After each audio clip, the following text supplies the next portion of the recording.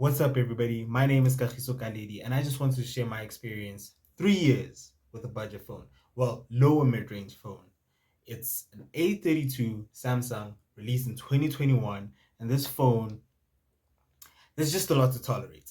I'll be honest. When buying a mid range phone, you don't necessarily look to be having the best camera or the best processor or even the best battery life. However, this phone was marketed with these essential features almost as if they were really, really good. And I must admit, they are decent, but they're not great. So it was marketed with a smooth refresh rate. It was also marketed with a multi-camera system and a large battery, 5,000 milliamp hours to be exact. And they kind of made it sound like it could last for about 2 days. My experience personally, it didn't necessarily last 2 days. However, it didn't need me to charge it towards the end of the day. Let me just put it that way. I was left with like a solid 25 in the first few months. Personally, I didn't see any of this marketing when it was happening because I didn't like when I was buying a new phone back then, all I wanted was just one thing. I wanted high storage and 128 gigabytes. Back then in 2021, well, I actually have this phone since 2022. However, this phone came out in 2021 and 128 gigabytes was a lot back then. And keep in mind, this phone also has expandable storage through an SD card. So I thought that even if I ran out, I could get an SD card and then actually expand my storage. I wouldn't have to worry about storage ever again. Now, my obsession with storage actually started with my previous phone for when I had back then. It was a Samsung J5, and the Samsung J5 phones they weren't that bad, but they actually came with 8 gigabytes of internal storage, and 8 gigabytes of internal storage was really small.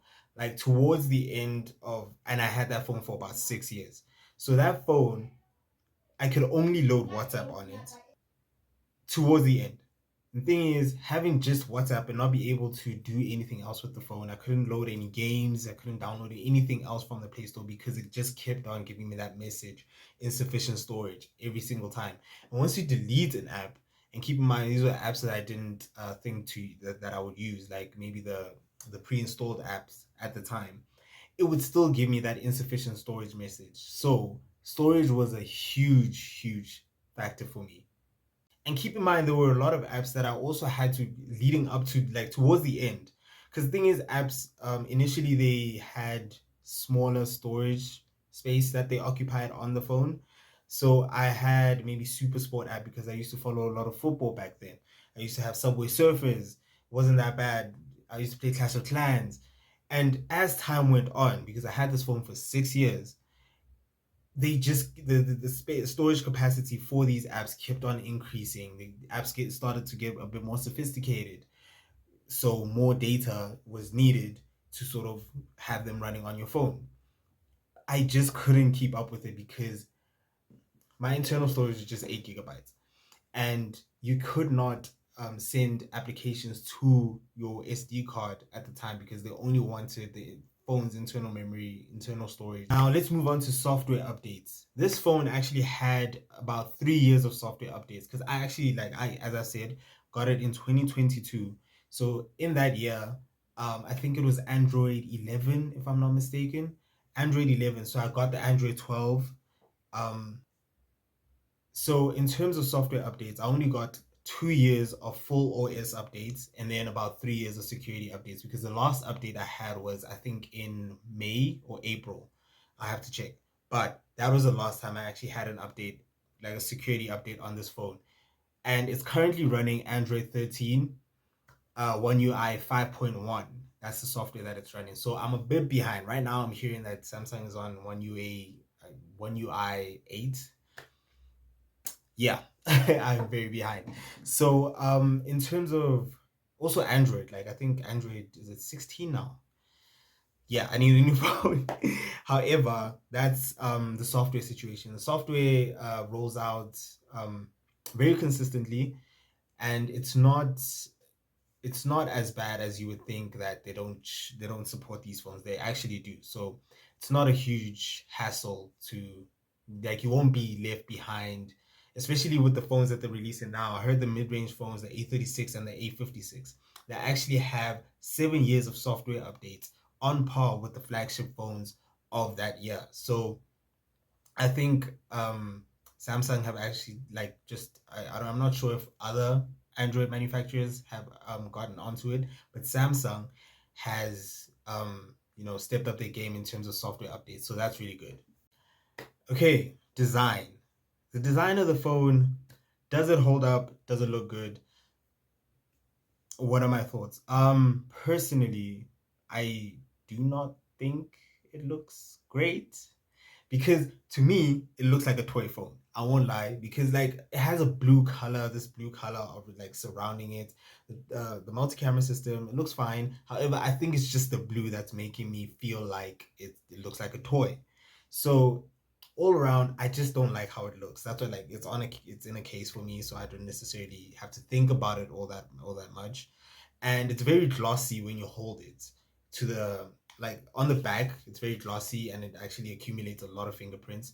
So I actually noticed this when I replaced my phone case, because at that point I really don't use a phone without a case. It's just generally how I use my phones. And the only time I actually noticed that it accumulated fingerprints and it was a bit glossy, like when I got it, I immediately got a case. So I didn't like necessarily pay attention because I don't want it, when it drops, then I don't have a phone anymore. I didn't want that. So case all the time. So when I noticed like swapping out the case and I actually felt the phone, it was very glossy, very slippery to the touch. And yeah, it accumulates a lot of fingerprints. However, personally, it still looks like a toy. I'm sorry. Hey, it looks like a toy. Okay, so the camera experience. This phone's camera experience is really not that bad. Okay, it's not that bad. Currently, I am recording a video, and I've recorded a bunch of other videos. Like sometimes I tend to sort of vlog, um, and I take some pictures along the way. I'll just show them on the video, and they aren't that bad. They're really, really presentable. They're good. They're not that bad. In good lighting, they're not bad. They're actually, some photos can actually come out really nice. And in bad lighting, of course, it's gonna be bad. It's gonna be bad. I'm just telling you right now, they're bad, right? So you need good lighting. So I mean, to offset like in bad lighting, the flash, it makes the pictures, maybe a little better, but I wouldn't say that this for you get this phone for the camera. You do not get a budget phone. I'm gonna make this. You do not get a budget phone for the camera. You only get a budget phone for the bare necessities. Personally, somebody wants to call you, they can call you, or if you want to call somebody, you can call them. If you want a message, and vice versa, you can do that. You can browse the internet. You can basically do the very like general tasks on a day to day. However, if you're looking for something like a camera, I suggest you do not look in this price range because it's not for that. Because this phone did come out in 2021. I didn't necessarily look at the specifications, as I mentioned. I just bought the phone because of storage. Now, I'm on the internet right now on Samsung just to check exactly what the specifications are for the cameras. And it has a 5 megapixel macro camera, an 8 megapixel ultra wide, a 64 megapixel main camera, and a 5 megapixel depth camera. Now it does take portraits, not great portraits by the way, because I actually compared the portraits. My little sister has an iPhone 13, and the portraits there compared to here, I mean, and let's just say the portraits on this phone are really bad. So you don't get this phone for photography right out the gate. However, if you're just taking a normal selfie, it's not that bad. It's okay. It's presentable. It's presentable. It's a key word. So the main camera, the 64 megapixel, problem is the drawback with that is that it does take some time to process the picture after you actually press the shutter button. So it it's really annoying because sometimes you can miss a moment, especially like if you have a dog. I have a dog, and sometimes it's just like taking pictures of my dog. You kind of do get some blurry photos if you switch into the 64 megapixel. However, it does default to 12 megapixel camera shots, just if you don't go to the 64 megapixel mode. So for 64 megapixels, it does produce some really, really nice pictures in great light. However, it's just the disadvantage is just the shutter button. It takes a while to process the picture and whatnot. So I would say that's the downside of the camera system. Other than that, the macro, don't use the camera. I don't use the macro camera. The ultra wide, ultra wide pictures, I hardly take ultra wide pictures, honestly speaking, because um I just never found a use case for ultra wide pictures yet. I can understand it, but I haven't used them yet. I do take them just to, but I don't find the pictures, they look weird. Okay, let me just say this. Ultra wide pictures on this phone look a bit weird because it looks like it's very stretched out. And I don't like that's stretched out. It's almost as if like you're distorting reality. It's weird. Don't know that if that makes sense. And lastly, I want to talk about performance. The performance of the phone. Okay, when I got this phone, I didn't necessarily think about performance, so it wasn't a huge factor in my buying decision. This phone has 4 gigabytes random access memory, 4 gigabyte RAM, right? And it works fine. However, this is where this is where I think most of the you're gonna have to tolerate a lot because most of the time, especially now, like the first few months, the phone was fine. The performance was really snappy. It was okay. First few months, and by that I mean like maybe 4 months, it was fine. After that, I started noticing a few things that kind of started to tick me off. Firstly, like when I try to open an app, like it's still trying to think about opening the app. Why? That really isn't, it's really annoying. And sometimes it's would like it can glitch like between apps. Trying to slide up to switch to different app while you're trying to multitask can be a bit jittery, and it really is annoying when you see that because you might try to enter, let's just say you're trying to go back to Chrome, and then it goes into WhatsApp, and I'm like, I didn't want to go into WhatsApp. I clicked Chrome and then it goes into WhatsApp. So the screen can lag a little bit. It's really annoying. And I think this is why iPhone users, like literally, when they say Android phones are slow and they lag, these are the kinds of phones that they think about. They think about the budget, low end phones that really don't have the processor to keep up with all the operations that you're trying to get done, right? Okay, even as the applications don't necessarily require a lot of CPU or processing speed, it still lags behind. I think this is what they think about, and they don't necessarily. From I know about like S phones and their performance and whatnot. They don't necessarily know about those phones. They just think all Android phones are just on the low end, which is not true. So I think in terms of this phone, in terms of performance, it's decent on a day to day. Like when phone reviewers at the time said it would get you through day to day, just general browsing and whatnot, they weren't lying. However, there's a lot to tolerate. There is a lot to tolerate. One thing you must know about tech reviewers is that, well, that I think personally, is that especially with mid-range phones, mid-range to budget phones, the lower end and whatnot, they only review these phones for about 2 weeks or so, and then they're done. They have like the best of the best phones, so they wouldn't necessarily stick with them for as long as I have or anybody else for that matter because they have the best phones. Why would you stick with a phone that has 4 gigabyte RAM if you have a phone that has 12 gigabyte RAM and you don't have to worry about anything with like the latest chip of the Snapdragon 8 Elite that really outperforms almost any other Android chip at this price? Actually, it outperforms all of them. So why would you actually use, a budget phone? You wouldn't. So I don't think that it's not their fault, of course. I don't think a lot of tech YouTubers actually have the long-term experience with budget phones generally. So overall, I would say this mid-range phone is it's okay. It's not a phone that you buy for the best specs, of course not. You just buy, as I mentioned, you just buy it to send texts, make phone calls. It does all these little functions very well. You don't need to worry too much about these little things. The bare minimum of what a phone is, this phone will give you. It's a budget phone. That's the point, right?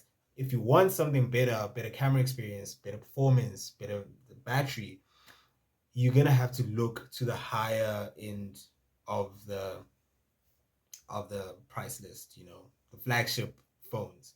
maybe your Samsung S phones, maybe your Xiaomi, um, maybe your like Xiaomi 15s and so on, um, Huawei Puras. However, this right here, no.